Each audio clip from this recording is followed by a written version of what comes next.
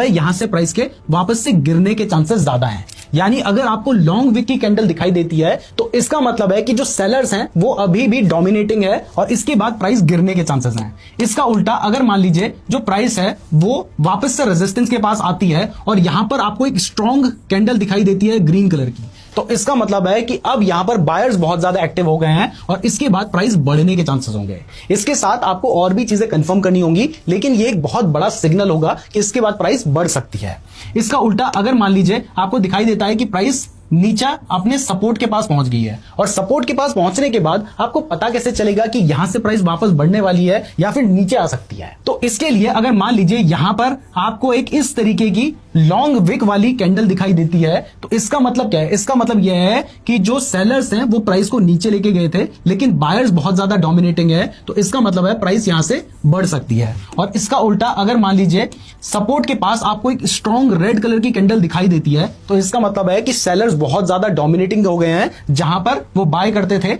और इसके बाद प्राइस गिरने के चांसेस है, तो यहां पर आप शॉर्ट करने की पोजीशन ले सकते हैं। अब दोस्तों अभी तक मैंने आपको बताया कि प्राइस बार बार एक रेंज में घूम रही है और उस जगह पर आप किस तरीके से डिसीजन ले सकते हैं प्राइस एक्शन को देखकर, लेकिन आपको पता है कि प्राइस एक रेंज में बहुत कम ही घूमती है। ज्यादातर बार या तो प्राइस आपको अप ट्रेंड में दिखाई देगी यानी बढ़ रही होगी, या फिर प्राइस आपको डाउन ट्रेंड में दिखाई देगी यानी प्राइस गिर रही होगी। तो इस जगह पर आप कैसे डिसीजन लेंगे कि आपको बाय करना है या सेल करना है, क्योंकि यहां पर भी आपको बहुत सारी अपॉर्चुनिटीज मिलती हैं। तो इसके लिए काम आती है ट्रेंड लाइन। तो अगर अप ट्रेंड की बात करें तो इस केस में आप क्या कर सकते हैं, आप यहां पर जो हायर लोज हैं इनसे लगते हुए एक लाइन ड्रॉ कर सकते हैं। अब इसके बाद अगर प्राइस वापस से इस लेवल पे आती है तो यहां पर ये एक सपोर्ट